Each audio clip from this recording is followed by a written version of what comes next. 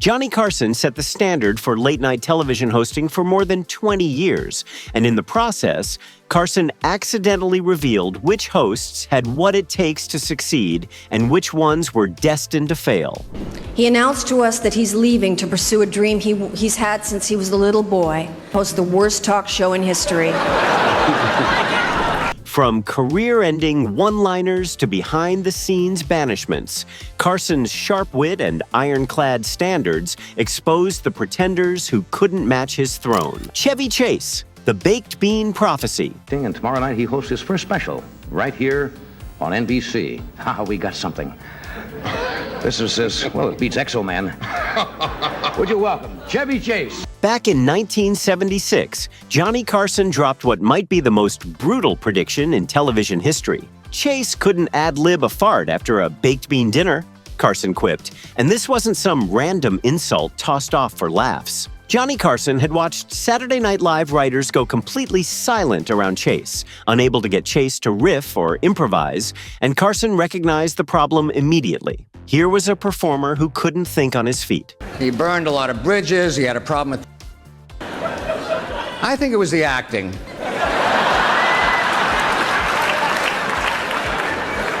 NBC and Johnny Carson were actually considering Chase as a potential successor to The Tonight Show at that exact moment. Rumors about Chevy Chase becoming Carson's heir were bouncing around Hollywood, which apparently triggered the cutting remark in the first place. Carson never liked Saturday Night Live much to begin with, and Chevy Chase definitely wasn't someone Carson considered an ally. September 1993 arrives, and the Chevy Chase Show debuts on Fox with massive fanfare and sky-high expectations. 29 episodes aired between September 7th and October 15th, which works out to roughly 6 weeks on the air before cancellation. Chase looked nervous and stiff on camera, completely unable to handle the spontaneous banter that made Johnny Carson a legend. He announced to us that he's leaving to pursue a dream he's had since he was a little boy, host the worst talk show in history.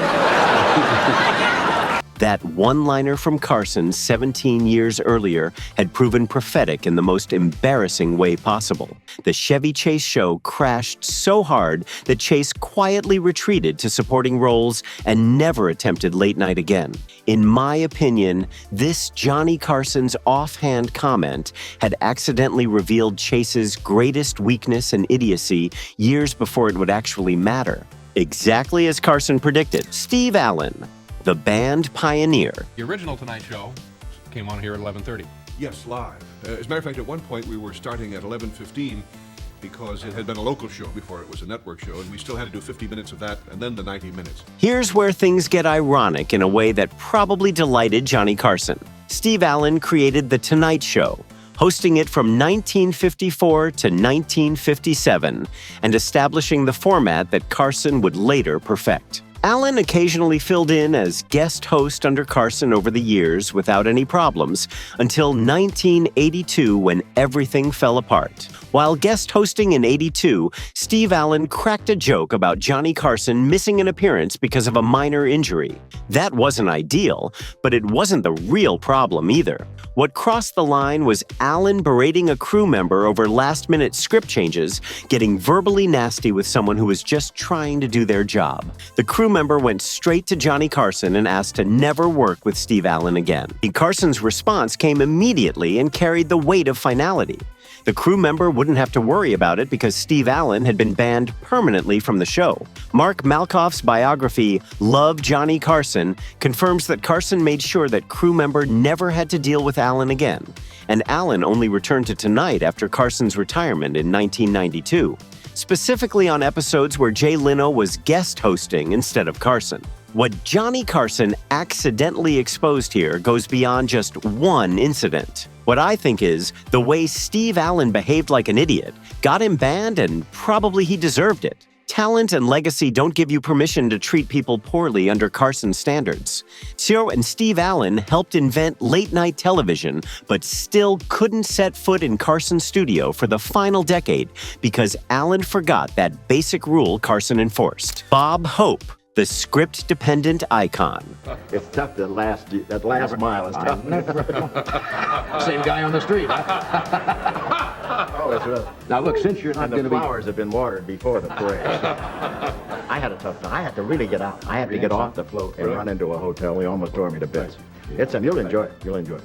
Bob Hope was an NBC icon who appeared on Johnny Carson's Tonight Show more than any other celebrity. But behind the scenes, Carson was losing patience with Hope year after year. Bob Hope's routine never changed, and that was the problem under Johnny Carson standards. Fully scripted material, highlight reels, and cue cards arrived with Hope every single time. And according to Carson writer Andrew Nichols, Hope came armed with scripted jokes and rarely would engage in any genuine conversation. Johnny Carson built his reputation on spontaneous banter and improvisation, while Bob Hope stuck to the script like his career depended on it. Mr. Hope, you played for my dad in Korea, or is it possible they could have said you played for my grandfather? John, don't do my lines. Oh, I'm sorry. Somebody tell you that line? No. I was just thinking, you must have played... It actually happened to me. Somebody about 30 years ago in Korea, a guy said, you played for my father in Germany. Carson started playing the innocent improviser on purpose, specifically designed to highlight how Hope couldn't deviate from his prepared material. To the second show, a month later, and I got into a cab in front of the Waldorf, and cab driver said, Bob Hope, huh? I said, that's right. He said, what are you going to do, another television show? I said, that's right. He said, your first one wasn't too good, you know. I said, who asked you? He said, I'm the public. According to Carson's nephew, Bob Hope would actually record Carson's laughter during their segments and then reuse those recordings in Hope's own specials. The late 1980s made things worse as Bob Hope's hearing and vision started failing. Questions from Johnny Carson would get misheard by Hope if they weren't in the exact planned order, which led to awkward exchanges that made everyone uncomfortable. Carson reportedly told his writers, "If I ever end up like that, guys, I want you to take me out." And Carson wasn't joking around. Producer Peter Lassley noted that Carson admired Hope's legacy, but was not a great admirer of his work. When NBC put together Bob Hope's 90th birthday special in 1993, Johnny Carson agreed to appear, but only under one condition. Hope couldn't do a monologue himself. What got exposed here was how even the biggest legends can turn into formulaic shells of themselves under Johnny Carson's spontaneous hosting standard. And that is kinda talentless behavior, in my opinion. Joan Rivers, the ultimate betrayal.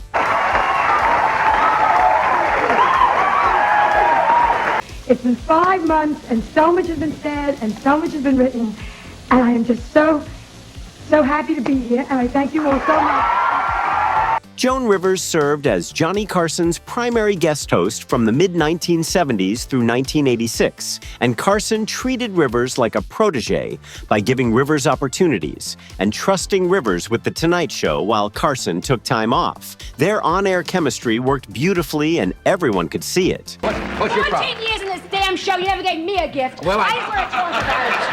14 years, I'm hysterical. You never asked me, do I wear red? Go, pull, Sarah.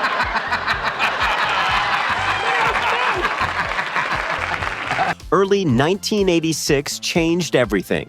Joan Rivers secretly agreed to host a new Fox late-night talk show without telling Johnny Carson beforehand, without giving Carson any kind of heads up about what Rivers was planning. Carson found out through the press and rumors floating around the industry, and when the news reached Carson, the Tonight Show host felt completely betrayed by someone Carson had built up and supported. Rivers said Rivers called Johnny Carson twice trying to explain herself, and then both times Carson slammed the phone down without letting Rivers finish. The fallout turned nuclear almost immediately. Johnny Carson allegedly ordered Tonight Show staff to blacklist anyone who appeared on Joan Rivers' show.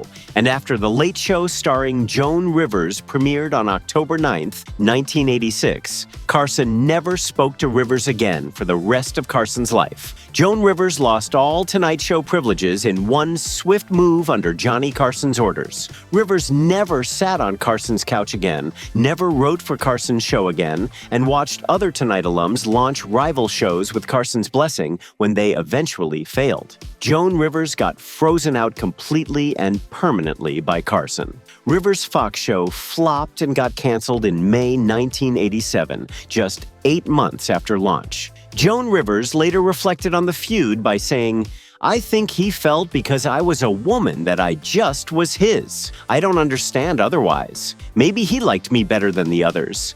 But I think it was a question of, I found you, and you're my property."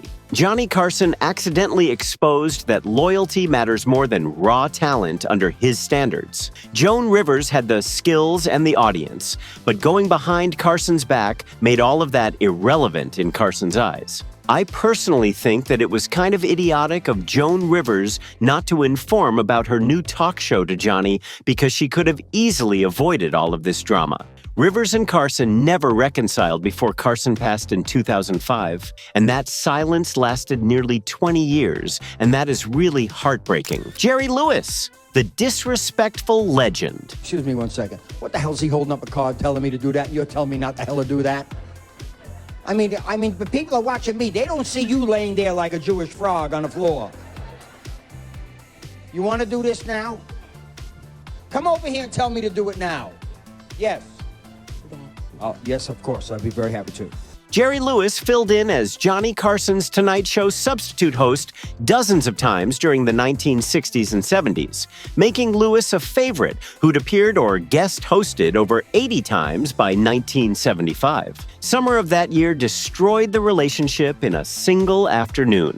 Jerry Lewis arrived to guest host carrying pages and pages of material that needed to go on cue cards. Don Schiff, the cue card operator, got the demand from Lewis to prepare all the scripted lines on camera cards, but Schiff warned Lewis there wasn't enough time to transcribe all those extra pages immediately. Lewis blew his stack and got verbally nasty toward Schiff, crossing a line that Johnny Carson never tolerated. Producer Peter LaSalle told Johnny Carson what happened, and Carson's response was immediate. Jerry Lewis got banned from the show right then and there, and as LaSalle wrote in LaSalle's book on Carson, he did not abide bad manners, nor did he tolerate anyone who disrespected his staff and crew. Stars be darned. Jerry Lewis never appeared on Johnny Carson's Tonight Show again after that incident, except for one brief exception. 80-plus appearances meant nothing when Lewis crossed the line with Carson's people, and the door shut forever because of one outburst at a crew member who was just trying to do his job under Carson's watch. I think Johnny Carson exposed him, and he very much deserved it, because your name and your fame don't give you the right to mistreat people under Carson's standards. Jerry Lewis was a comedy legend and a massive draw who'd helped Carson countless times. But none of that carried any weight once Lewis disrespected someone on Carson's team, and it was really idiotic of him to ruin everything and getting himself banned by his own foolish behavior. Carson's standards for behavior were absolute and non-negotiable. Jay Leno, the early rejection. Call the weather today. Have you looked outside? You reading about the weather back east? What's been happening in Buffalo and Pittsburgh? It's the same man who talks to the television at home. Look out, Kojak! Thanks, viewer!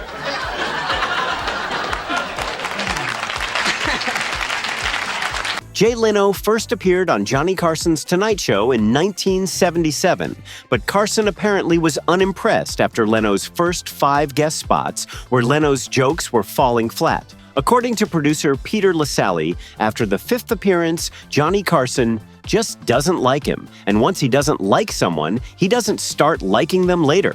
Leno was effectively banned from the couch after that 1978 episode under Carson's judgment. Leno's manager Helen Kushnick aggressively lobbied NBC and Johnny Carson's Tonight Show producers to lift the ban.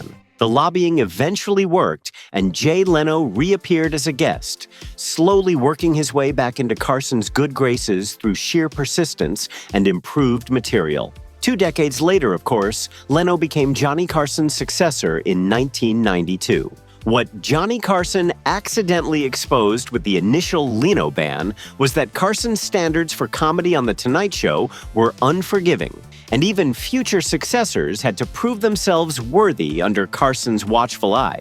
I personally think that banning someone from the show just because of one unsuccessful episode and considering him stupid just because of that isn't right. But Leno eventually met those standards only after Carson made it clear that mediocrity wouldn't be tolerated just because you showed up. The wannabe replacement, Alan Thicke. Alan Thicke launched Thicke of the Night in September 1983 with heavy promotion as the show that would finally take down Johnny Carson. Critics tore it apart, calling it aggressively boring, and the Washington Post found viewers at a loss after watching a single episode. One season from 1983 to 1984 was all it lasted before getting axed from the schedule.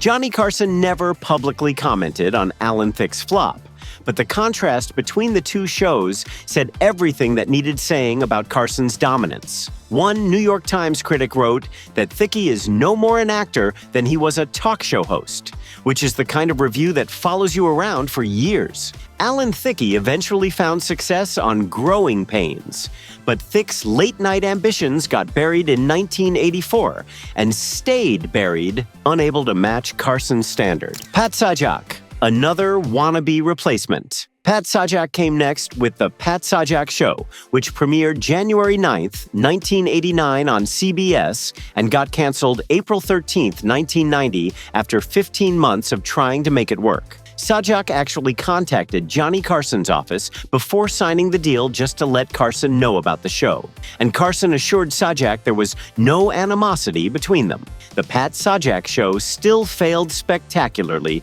despite CBS investing heavily in a new soundstage and a big contract for their Wheel of Fortune star. Ratings collapsed almost immediately, and after 10 months, the network cut the runtime from 90 minutes down to 60 minutes, hoping something would click. Nothing helped against Carson's dominance. Pat Sajak owned his failure when Sajak appeared on the Carson podcast in 2015, admitting Sajak lacked a talk show mentality and saying, "If I had done a show that people really wanted to see, it would probably still be on the air." That's honesty you don't hear often, but it doesn't change the result that Sajak couldn't match what Johnny Carson delivered. Carson didn't need to say a word about either show. Just by existing and being consistently excellent night after night, Johnny Carson exposed how difficult Carson's job really was and how many moving parts had to work perfectly. These hosts didn't fail because Carson undermined them. They failed because they weren't Johnny Carson,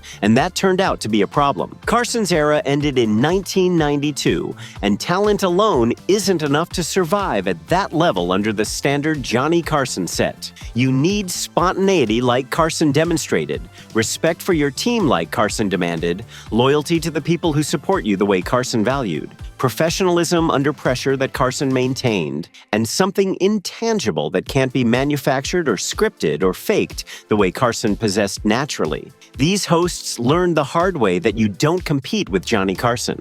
You just hope to survive in Carson's shadow. Johnny Carson didn't need to expose anyone because Carson's throne did that all by itself. Thank you for watching, and maybe like and subscribe